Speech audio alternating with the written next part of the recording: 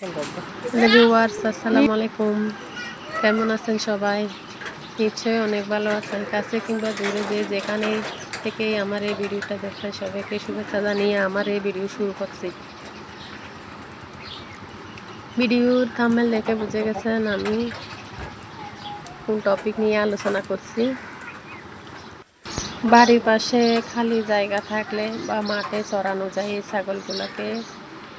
মাঠ থেকে ঘাস কেটে নিয়েও ছাগলগুলোকে ঘাস দেওয়া যায়। ছাগলের প্রধান খাদ্য হিসেবে ঘাস, খড়, ভুসি, ভুট্টা এগুলো ওদের প্রধান খাদ্য। ওদের ঠান্ডা থেকে নিরাপদে রাখতে পারলে ওরা ভালো থাকে। একটা উন্নত জাতের ছাগল বছরে 2 বার বাচ্চা দেয়। ওরা 4টা করে বছরে 8টা পর্যন্ত বাচ্চা দিতে পারে।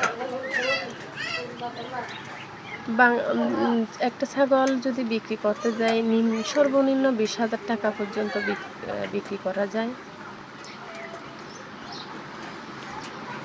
4 থেকে 5টা যদি ছাগল পালন করতে পারে একটা পুরো ফ্যামিলি চালানো যাবে।